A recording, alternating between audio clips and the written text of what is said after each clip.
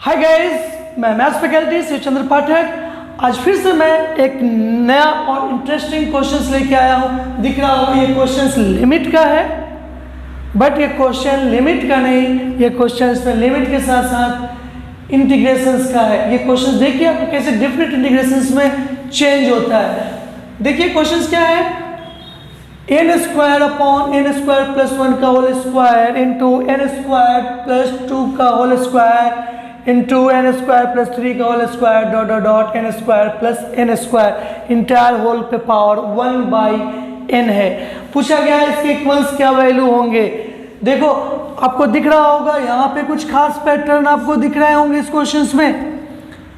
इस क्वेश्चन में क्या पैटर्न दिख रहा है, अगर गौर से आप देखोगे तो इसको हम लिख सकते हैं limit n tends to infinity n square whole upon, इन सारे टर्म्स से मैं एन स्क्वायर कॉमन लेने की कोशिश करता हूं। तो देखो number of terms n term है तो क्या हो जाएगा, एन स्क्वायर अगर कॉमन लेते हैं इसमें पावर एन हो जाएगा क्योंकि नंबर ऑफ टर्म्स एन है, और फिर मेरे पास बच जाएगा 1 प्लस, हम इसे लिख सकते हैं 1 अपॉन एन का whole square into 1 plus 2/n का होल स्क्वायर 1 प्लस 3/n का whole square and so on.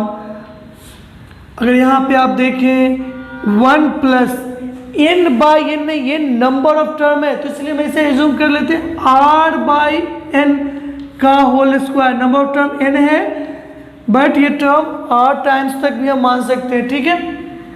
ये होल पे पावर 1/n, जब आप इसे इस तरह से लिख सकते हैं तो देखो यहाँ पे होल पे पावर 1/n है, यहाँ n पे पावर 2n है। अगर इसको बाहर करेंगे तो n से n कैंसिल हो जाएगा, यानी n स्क्वायर हो जाएगा। नेक्स्ट स्टेप में आप इसे लिख सकते हैं n tends to infinity n square upon, यहाँ ध्यान दीजिए n पे पावर 2n है और होल पे पावर 1/n है, यानी n स्क्वायर इंटू 1 प्लस, अच्छा इसको हम ऐसे भी लिख सकते हैं पाई 1 प्लस r/n का होल स्क्वायर, ठीक है, अपॉन 1/n, ठीक है, जहाँ की r की वैल्यू 1 to n तक हो पा रही है। तो यहाँ से देखो n स्क्वायर से n स्क्वायर को आप कैंसिल कर सकते हैं, या इसे आप ऐसे भी लिख सकते थे limit n tends to infinity, अगर यहाँ 1 आ गया तो पूरा ऐसे भी यूज कर सकते थे पाई r की value 1 to n 1 upon 1 plus r/n का होल स्क्वायर इंटायर पे पावर 1 अपॉन n। फिर फर्दर क्या कर सकते हैं, मान लेते हैं इसे हम l मान लिया, l। अगर हम इसे log लगाते हैं तो log l इक्वल टू मुझे क्या मिलेंगे, हम लिख सकते हैं limit n tends to infinity. अगर ये log लगाने का मतलब कि हमें सिग्मा मिलेगा r की वैल्यू 1 to n। अगर सिग्मा r की वैल्यू 1 to n मिल गया तो हम लिख सकते हैं log 1 अपॉन 1 प्लस r/n का होल स्क्वायर होल पे पावर 1/n। अब अगर नेक्स्ट स्टेप में आप अगर देखेंगे तो 1/n को हम क्या कर सकते हैं, log l equal to limit n tends to infinity 1/n sigma r equal to 1 to n log। अब यहाँ देखिए हम लिख सकते हैं log 1 माइनस ये log 1 की वैल्यू क्या होती है आपको पता है, 0 हो जाती है, तो हम लिख सकते हैं माइनस log 1 प्लस r/n का होल स्क्वायर। अगर आप यहाँ अच्छे से ध्यान दें तो हम इसे चेंज कर सकते हैं, r/n को अगर आपने 1 से एज्यूम किया, ठीक है, तो ये हमको सिग्मा जो है, जैसे एक स्टेप और लिख लेते हैं log l इक्वल टू, ध्यान देते रहेंगे, minus limit n tends to infinity 1/n sigma r की value 1 to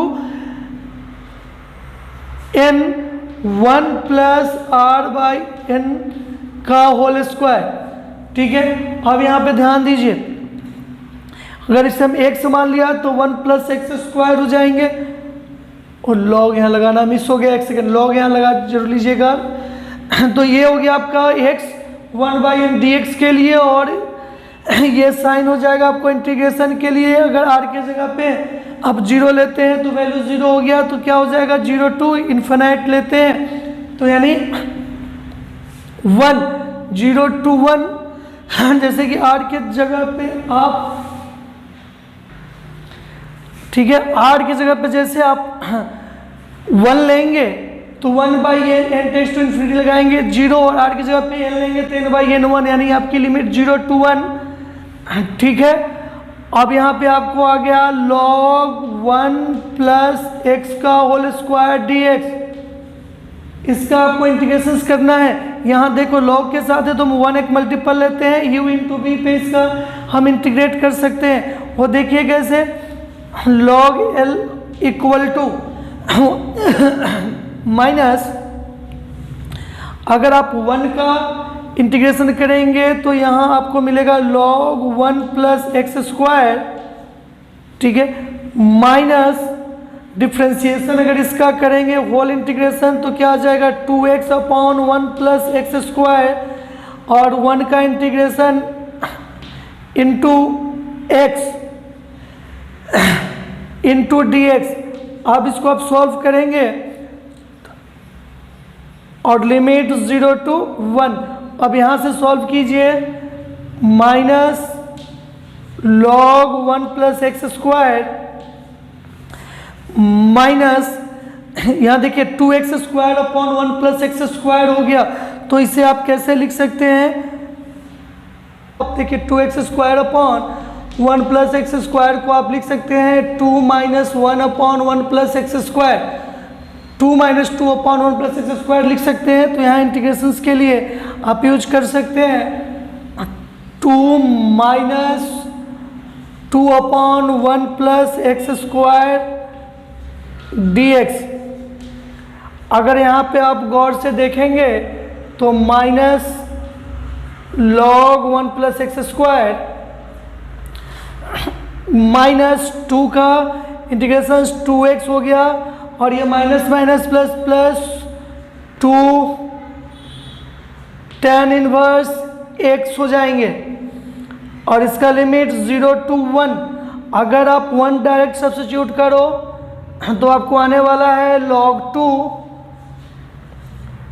2 minus 2 tan inverse x, tan inverse 1 यानी 2 into pi by 4, 2 into pi by 4 यानी पाई बाई 2 आ जाएगा।